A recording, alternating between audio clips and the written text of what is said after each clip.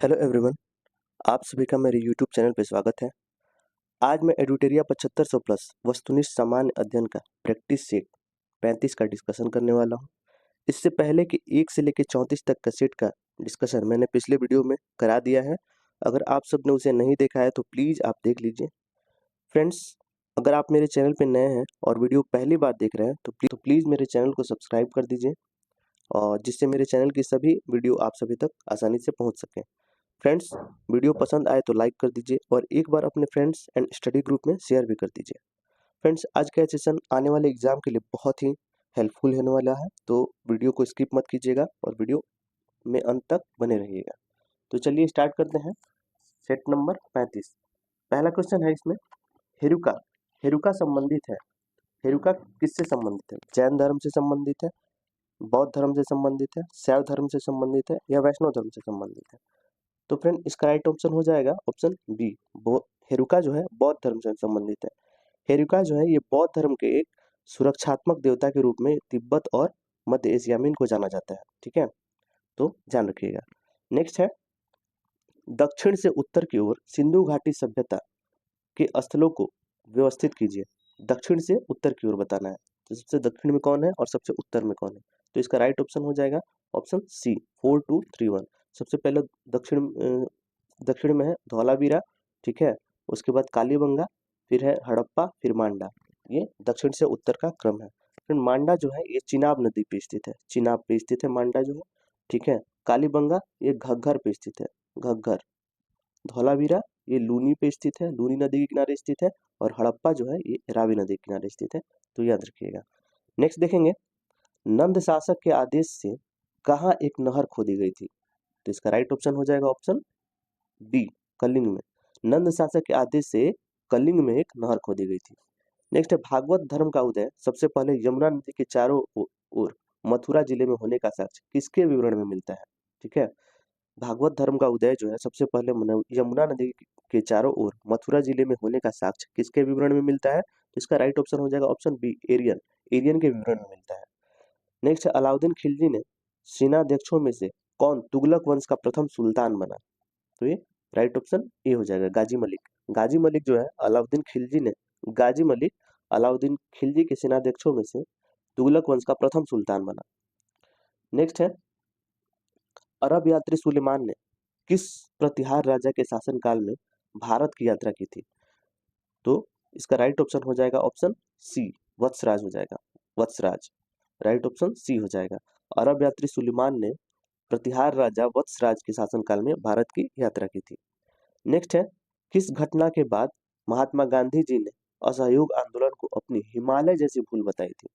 तो इसका right option हो जाएगा ऑप्शन डी, चौरी चौरा कांड। ये चौरी चौरा कांड ये हुआ कब था फ्रेंड? चौरी चौरा कांड जो है ये 5 फरवरी 1922 को गोरखपुर में हुआ था। ठीक है, चौरी चौरा कांड कब हुआ था? तो ये 5 फरवरी 1922 को हुआ था। नेक्स्ट देखेंगे, वेल्लोर विद्रोह जो है ये किसके समय हुआ था? वेल्लोर का विद्रोह किसके समय में हुआ था? तो राइट ऑप्शन हो जाएगा friend option D, sir George Barlow के समय हुआ था वेल्लोर का विद्रोह। नेक्स्ट, निम्नलिखित पर्वतीय दर्रों का सही पश्चिम से पूर्व क्रम पहचानिए। मतलब पश्चिम से पूर्व की ओर का क्रम बताना है निम्नलिखित दर्रों में से। तो इसका राइट ऑप्शन हो जाएगा ऑप्शन सी, 1423। तो सबसे उत्तर में कौन सा है? सबसे पश्चिम में कौन सा है? पश्चिम में है सबसे शिवकिला दर्रा, ठीक है, उसके बाद है लिपू लेक, ठीक है, और उसके बाद नाथुला हो जाएगा, और सबसे लास्ट में बोमडिला। ठीक है, तो पश्चिम से पूर्व में बता रहा हूँ तो शिवकिला। शिवकिला ये फ्रेंड है हिमाचल प्रदेश में, हिमाचल प्रदेश में है शिवकिला। नाथुला है सिक्किम में, ठीक है, और बोमडिला है अरुणाचल प्रदेश में, और लिपू लेक है आपका यूके में है, उत्तराखंड में। ठीक है, तो इसका राइट ऑप्शन हो जाएगा ऑप्शन सी हो जाएगा। नेक्स्ट है, सूची 1 का मिलान सूची 2 से कीजिए और बताना है कौन सा किससे संबंधित है। तो पर्वतीय समीर इसका संबंध है कैटाबेटिक, पर्वतीय समीर कैटाबेटिक से संबंधित है, कैटाबेटिक से संबंधित है। और चिनूक, चिनूक जो है, चिनूक किससे संबंधित है? तो चिनूक है स्नो ईटर, स्नो ईटर से संबंधित है। और सिमुम, सिमुम जो है एशिया और अफ्रीकी मरुस्थल से संबंधित है, सिमुम। और सिरोको जो है ये सहारा मरुस्थल में ठीक है, चलने वाली समीर है ये। तो इसका राइट ऑप्शन हो जाएगा ऑप्शन बी हो जाएगा। पर्वत समीर हो जाएगा कैटाबेटिक, चिनूक पवन हो जाएगा स्नो ईटर, और सिमुम हो जाएगा एशियाई और अफ्रीकी मरुस्थल, और सिरोको कहाँ हो जाएगा, तो ये सहारा मरुस्थल में। नेक्स्ट देखेंगे, उजार पठार स्थित है। उजार पठार कहाँ स्थित है, तो ये यूएसए में स्थित है। सही ऑप्शन सी हो जाएगा, यूएसए। नेक्स्ट है, निम्न में से कौन सी जनजाति ध्रुवीय क्षेत्र में निवास करती है। कौन सी जनजाति है जो ध्रुवीय क्षेत्र में निवास करती है, तो एस्किमो। राइट ऑप्शन सी हो जाएगा, एस्किमो जनजाति जो है ये ध्रुवीय क्षेत्र में निवास करती है। नेक्स्ट है, डॉल्फिन जो है, डॉल्फिन कटक किस महासागर में स्थित है। डॉल्फिन कटक ये किस महासागर में स्थित है, तो ये आर्कटिक महासागर में स्थित है डॉल्फिन कटक। नेक्स्ट है, अफ्रीका में एटलस पर्वत का विस्तार किस क्षेत्र में पाया जाता है। ठीक है, अफ्रीका में बताना है कि एटलस पर्वत का विस्तार किस क्षेत्र में पाया जाता है, तो ये उत्तर पश्चिम में पाया जाता है। राइट ऑप्शन सी हो जाएगा, उत्तर पश्चिमी भाग में एटलस पर्वत का विस्तार पाया जाता है अफ्रीका में। नेक्स्ट है, जाफना प्रायद्वीप तथा श्रीलंका के मुख्य भूमि को जोड़ने वाला पास है। कौन सा दर्रा है जो जाफना प्रायद्वीप तथा श्रीलंका के मुख्य भूमि को जोड़ता है, तो राइट ऑप्शन हो जाएगा इसका ऑप्शन बी, एलिफेंटा दर्रा, एलिफेंटा पास। ठीक है, नेक्स्ट है, यदि जिला पंचायत का अध्यक्ष निलंबित हो जाए तो क्या होता है। यदि जिला पंचायत का अध्यक्ष निलंबित हो जाए तो क्या होता है, तो इसका राइट ऑप्शन हो जाएगा ऑप्शन सी, सभी सदस्य स्थानापन्न अध्यक्ष का निर्वाचन करेंगे। ठीक है, राइट ऑप्शन सी हो जाएगा, सभी सदस्य स्थानापन्न अध्यक्ष का निर्वाचन करेंगे। नेक्स्ट है, संविधान के किस अनुच्छेद के प्रावधानों का प्रयोग करके राहुल गांधी को लोकसभा से अयोग्य ठहराया गया था। इंपॉर्टेंट क्वेश्चन है, ध्यान रखिएगा। तो संविधान का जो है किस अनुच्छेद के तहत, किस अनुच्छेद के प्रावधानों का प्रयोग करके राहुल गांधी को लोकसभा से अयोग्य ठहराया गया, तो इसका राइट ऑप्शन हो जाएगा फ्रेंड ऑप्शन बी, अनुच्छेद 102 के 1 का ई। इसके तहत राहुल गांधी को लोकसभा में अयोग्य ठहराया गया था। नेक्स्ट देखेंगे, व्यापार वाणिज्य की स्वतंत्रता किस देश के संविधान से भारतीय संविधान में शामिल किया गया था। व्यापार और वाणिज्य की स्वतंत्रता जो है ये किस देश के संविधान से भारतीय संविधान में शामिल किया गया है, तो इसका राइट ऑप्शन हो जाएगा ऑप्शन डी, ऑस्ट्रेलिया के संविधान से। नेक्स्ट है, अधिकार परीक्षा उच्च न्यायालय के किस क्षेत्राधिकार के अंतर्गत आता है। अधिकार परीक्षा जो है ये उच्च न्यायालय के किस अधिकार क्षेत्र के अंतर्गत आता है, तो इसका राइट ऑप्शन हो जाएगा ऑप्शन डी, इनमें से कोई नहीं। ठीक है, अधिकार परीक्षा ये एक प्रकार की रीट है जो उच्च न्यायालय द्वारा जारी की जाती है, और उच्च न्यायालय द्वारा किस आर्टिकल के द्वारा जारी की जाती है रीट, तो आर्टिकल 226, और सुप्रीम कोर्ट के द्वारा रीट जारी किया जाता है ये कितने आर्टिकल के तहत, तो आर्टिकल 32, आर्टिकल 32 के तहत।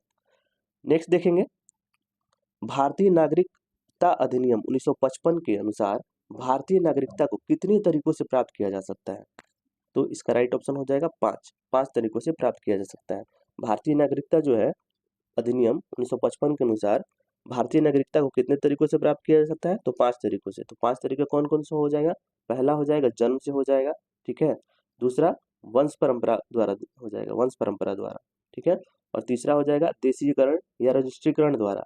ठीक है, और चौथा जो हो जाए तीसरा देशीकरण द्वारा ही हो जाएगा। चौथा जो होता है पंजीकरण द्वारा होता है, पंजीकरण या रजिस्ट्रीकरण द्वारा। और पांचवा जो है ये भूमि विस्तार द्वारा हो जाता है, भूमि विस्तार द्वारा। तो राइट ऑप्शन इसमें हो जाएगा ऑप्शन सी, 5 प्रकार द्वारा। और नागरिकता का त्याग कितने प्रकार से होता है, तो ये भी ध्यान में रखिएगा 3 प्रकार से। नागरिकता का त्याग जो होता है ये 3 प्रकार से होता है।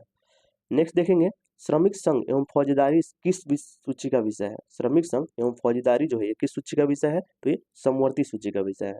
राइट ऑप्शन ए हो जाएगा, श्रमिक संघ एवं फौजदारी जो है ये समवर्ती सूची का विषय है। तो फ्रेंड्स, समवर्ती सूची ये सूची जो है ये कहाँ से लिया गया है, समवर्ती सूची ये ऑस्ट्रेलिया के संविधान से लिया गया। तो देख लेंगे इनमें अभी अभी कितने हैं विषय।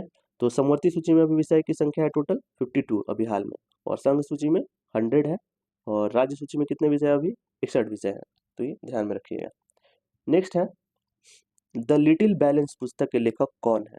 द लिटिल बैलेंस पुस्तक के लेखक कौन है, तो ये है Galileo Galilei. Right option B हो जाएगा, द लिटिल बैलेंस पुस्तक के लेखक कौन है, गैलीलियो गैलीली। नेक्स्ट देखेंगे, द्रव्यों में चुंबकत्व का कारण निम्न में से क्या होता है। द्रव्यों में जो होता है लिक्विड में चुंबकत्व का कारण क्या होता है, तो इसका राइट ऑप्शन हो जाएगा फ्रेंड ऑप्शन डी हो जाएगा, इलेक्ट्रॉनों की वर्तुल गति, इलेक्ट्रॉनों की वर्तुल गति हो जाएगा। नेक्स्ट है, निम्न में से कौन सा एक बल अकेंद्रीय तथा असंरक्षी बल का उदाहरण है। कौन सा बल जो है अकेंद्रीय तथा असंरक्षी बल का उदाहरण है? तो इसका राइट ऑप्शन ए हो जाएगा, घर्षण बल। घर्षण बल जो है ये अकेंद्रीय तथा असंरक्षी बल का उदाहरण है। नेक्स्ट देखेंगे फ्रेंड, भारतीय घरेलू विद्युत आपूर्ति में लाल विद्युम्न तार मतलब रेड लाइन वायर और काले उदासीन तार ब्लैक नेचुरल वायर के बीच विभवांतर पोटेंशियल डिफरेंस कितना होता है? तो राइट ऑप्शन बी हो जाएगा, 220 वोल्ट होता है। तो भारतीय घरेलू विद्युत आपूर्ति में लाल विद्युत रेड लाइन वायर और ब्लैक नेचुरल वायर के बीच विभवांतर कितना होता है? तो ये 220 वोल्ट होता है। नेक्स्ट है, निम्न में से किस तत्व में न्यूट्रॉन की संख्या सर्वाधिक होती है? तो बताना है किस तत्व में सर्वाधिक होती है न्यूट्रॉन की संख्या। तो ये ऑप्शन सी हो जाएगा, ऑक्सीजन। ऑक्सीजन में न्यूट्रॉन की संख्या सर्वाधिक होती है, राइट ऑप्शन सी हो जाएगा। नेक्स्ट हो जाएगा, निम्न दिए गए पदार्थों के लिए पीएच का सही क्रम बताना है। कौन सा है इसमें पीएच का सही क्रम कौन सा है? तो राइट ऑप्शन हो जाएगा ऑप्शन डी, नींबू का रस, उसके बाद कॉफी, फिर रक्त, फिर मिल्क ऑफ मैग्नीशिया। फ्रेंड नींबू का रस का जो पीएच मान होता है ये 2.4 होता है, 2.4। और कॉफी का कितना होता है? तो कॉफी का होता है 4.5 से 6 के बीच होता है, ठीक है। और रक्त का कितना होता है? तो रक्त का 7.4 होता है। और मिल्क ऑफ मैग्नीशिया का पीएच वैल्यू कितना होता है? तो 10.5 होता है। ध्यान में रखिएगा, एग्जाम में पूछा जाता है ये, ठीक है। नेक्स्ट देखेंगे, क्लोरीन अणुओं के बीच कैसा सहसंयोजक बंधन होता है? क्लोरीन अणुओं के बीच कैसा सहसंयोजक बंधन होता है? तो राइट ऑप्शन हो जाएगा ऑप्शन ए हो जाएगा, ऑप्शन ए, एकल सहसंयोजन बंधन। नेक्स्ट है, आधुनिक आवर्त सारणी में वर्ग एवं आवर्त की संख्या क्रमशः कितनी होती है? वर्ग और आवर्त की संख्या कितनी होती है? तो इसका राइट ऑप्शन हो जाएगा ऑप्शन ए, 18 एवं 7। वर्ग की संख्या 18 और आवर्त की संख्या 7 होती है। नेक्स्ट है,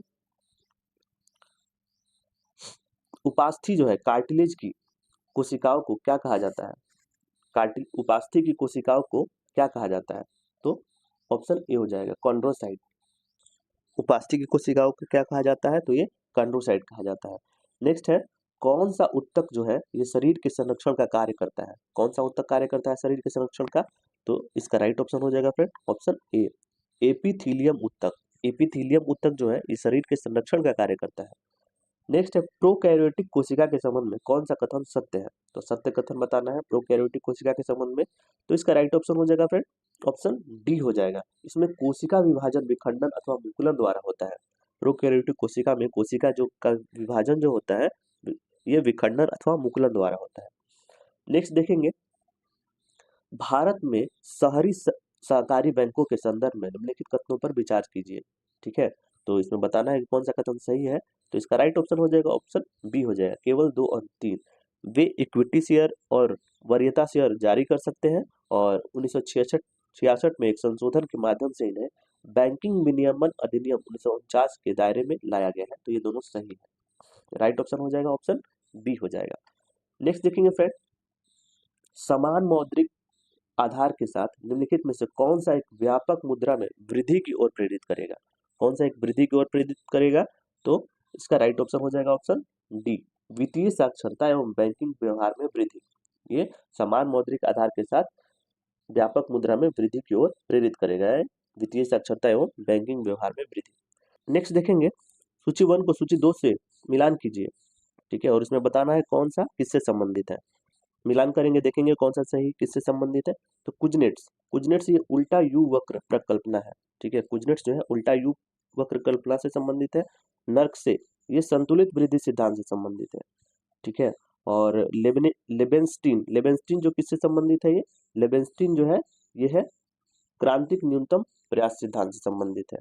और सुम्पीटर जो है ये नवीनतम एवं और उद्यमशीलता से संबंधित है। तो इसका राइट ऑप्शन हो जाएगा फ्रेंड ऑप्शन बी हो जाएगा, 3 2 4 1, राइट ऑप्शन बी हो जाएगा। नेक्स्ट देखेंगे, क्षैतिज मांग वक्र कैसा होता है? क्षैतिज मांग वक्र जो होता है वो कैसा होता है? तो इसका राइट ऑप्शन हो जाएगा ऑप्शन बी होता है, पूर्ण लोचदार। क्षैतिज मांग वक्र जो होता है ये पूर्ण लोचदार होता है। नेक्स्ट, प्राथमिक घाटा एवं ब्याज भुगतान के योग को निम्न में किसके बराबर होता है? प्राथमिक घाटा एवं ब्याज भुगतान का योग निम्न में किसके बराबर होता है? तो इसका राइट ऑप्शन बी हो जाता है, राजस्व घाटा के बराबर हो जाता है, राइट ऑप्शन बी होगा। नेक्स्ट देखेंगे, न्यायमूर्ति श्री कृष्ण समिति की रिपोर्ट निम्नलिखित में से किस विषय से संबंधित है? न्यायमूर्ति श्री कृष्ण समिति की रिपोर्ट जो है निम्नलिखित में से किस विषय से संबंधित है? तो इसका राइट ऑप्शन हो जाएगा ऑप्शन ए हो जाएगा, व्यक्तिगत डेटा संरक्षण, व्यक्तिगत डेटा संरक्षण से संबंधित है।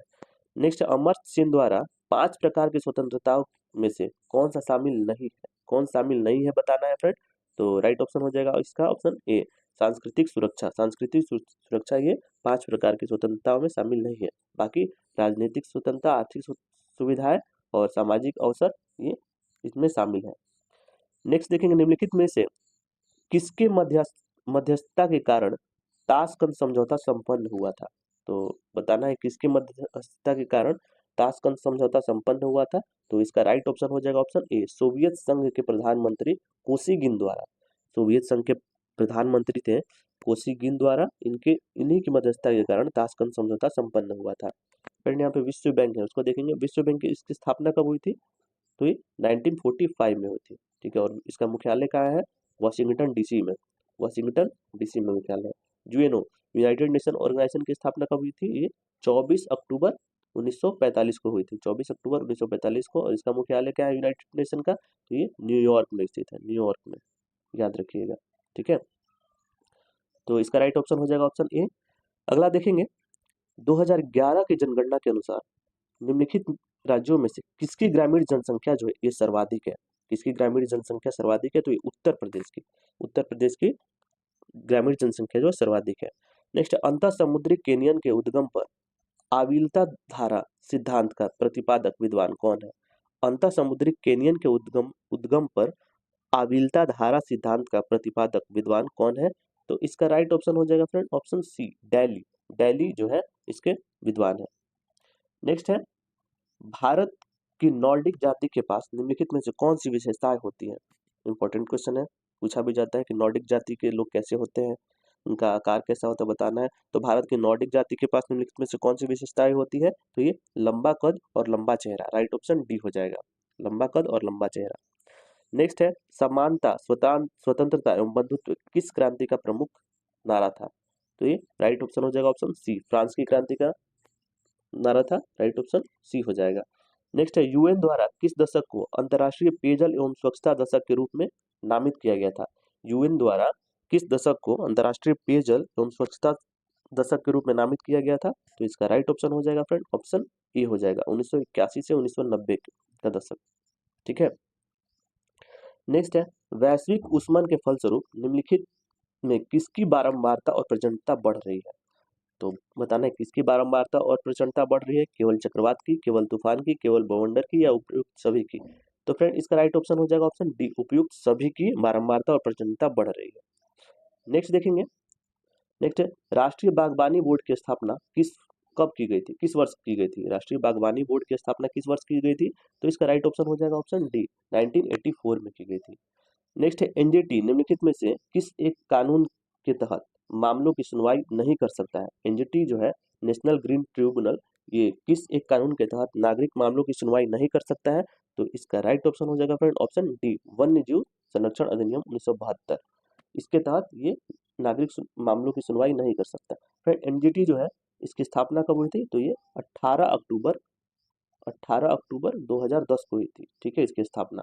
और इसका हेडक्वार्टर कहाँ है? तो इसका हेडक्वार्टर है न्यू दिल्ली में। और अब इसके अध्यक्ष कौन है? तो ये जस्टिस प्रकाश कुमार श्रीवास्तव, ठीक है, इसके अध्यक्ष है, तो ये ध्यान रखना है। नेक्स्ट है, हॉटस्पॉट की अवधारणा के प्रतिपादक कौन है? हॉटस्पॉट जो है इसकी अवधारणा के प्रतिपादक कौन है? तो इसका राइट ऑप्शन हो जाएगा ऑप्शन ए हो जाएगा, नॉर्मन मायर्स, नॉर्मन मायर्स हो जाएगा। हॉटस्पॉट की अवधारणा किसने प्रतिपादक कौन थे? तो ये नॉर्मन मायर्स हो जाएगा। नेक्स्ट, निम्नलिखित में से अरविंद घोष की कृति नहीं है, कौन सी जो अरविंद घोष की कृति नहीं है? तो इसका राइट ऑप्शन हो जाएगा ऑप्शन सी हो जाएगा, option C, a grammar of politics, ये अरविंद घोष की कृति नहीं है। बाकी the life divine Aurobindo Ghosh की कृति है, एसे ऑन गीता भी अरविंद घोष की है, और आइडियल ह्यूमन यूनिटी ये भी अरविंद घोष की कृति है। फ्रेंड इसमें कुछ रिलेटेड कुछ तथ्य भी हैं दिए गए हैं इंपॉर्टेंट, उनको भी देख लेंगे। आज का ये स्मरणीय तथ्य जो है सातवाहन वंश के लिए है, सातवाहन वंश के बारे में है। तो देखेंगे सातवाहन वंश की जो स्थापना है ये सिमुक 60 ईस्वी पूर्व ने किया था, सिमुक ने किया था और 60 ईस्वी पूर्व ने किया था, ठीक है। सातवाहन शासकों की राजधानी कहाँ थी? तो ये प्रतिष्ठान थी, इन्होंने अपनी राजधानी प्रतिष्ठान को बनाया था, सातवाहनों ने अपनी राजधानी जो है प्रतिष्ठान को बनाया था। नेक्स्ट है सातवाहन शासकों के समय के प्रसिद्ध साहित्यकार हाल एवं गुणाढ़ थे। ठीक है, प्रसिद्ध जो है साहित्यकार कौन कौन थे, तो हाल एवं गुणाढ़ थे। तो हाल ने गाथा सप्तशती या गाथा हासत्सई तथा गुणाढ़ ने बृहद कथा कथाकोश नामक पुस्तकों की रचना की थी। मोस्ट इंपोर्टेंट है फ्रेंड, हमेशा एग्जाम में पूछा जाता है डायरेक्ट। तो हाल ने किसकी रचना की थी, तो हाल ने गाथा सप्तशती की रचना की थी और गुणाढ़ ने बृहद कथाकोश की नामक पुस्तकों की रचना की थी। नेक्स्ट, ब्राह्मणों को भूमि अनुदान देने की प्रथा की शुरुआत सातवाहन शासकों ने ही सर्वप्रथम किया था। ये भी बहुत इंपॉर्टेंट लाइन है कि जो ब्राह्मणों की वो जो भूमि दान देने की प्रथा की शुरुआत जो थी, ये सातवाहन शासकों ने ही सबसे पहले प्रारंभ किया था। नेक्स्ट है सातवाहन की जो राजकीय भाषा प्रकृति एवं लिपि जो है ब्राह्मी थी। सातवाहन की राजकीय भाषा कौन थी, प्राकृत, और लिपि कौन सी थी, ब्राह्मी थी। नेक्स्ट देखेंगे सातवाहन शासक की महत्वपूर्ण स्थापत्य कृतियां है कारले का चैत्य, अमरावती कला का विकास। सातवाहन शासक की जो महत्वपूर्ण स्थापत्य कृतियां है ये कारले का चैत्य एवं अमरावती कला का विकास है। नेक्स्ट है सतकर्णी एवं अन्य सभी सातवाहन शासक दक्षिणापथ के स्वामी कहे जाते थे। सतकर्णी एवं अन्य सभी सातवाहन शासक जो है ये दक्षिणापथ के स्वामी कहे जाते थे। नेक्स्ट है यज्ञ श्री सतकर्णी के सिक्कों पर मछली, शंख एवं जहाज का भी चित्र था, अंकित था। ठीक है, यज्ञ श्री सतकर्णी के सिक्कों पर किसका किसका था चित्र, मछली, शंख और जहाज का चित्र अंकित था। ये भी एग्जाम में पूछा जाता है फ्रेंड। सातवाहन वंश का अंतिम शासक कौन सा था, तो ये विजया सतकर्णी था। सातवाहन वंश का अंतिम शासक कौन सा था, तो ये विजया सतकर्णी था। तो गाइस ये था आज का आपका सेशन। जो भी नए स्टूडेंट इस वीडियो को देख रहे हैं तो प्लीज़ बताइएगा आज का सेशन कैसा लगा। और आप सभी लोगों से मेरा निवेदन है कि वीडियो को अगर आपने अभी तक लाइक नहीं किया है तो इसे लाइक कर दीजिए और अपने दोस्तों के साथ और स्टडी ग्रुप में शेयर कर दीजिएगा। ठीक है, आज के लिए इतना ही। Thanks for watching.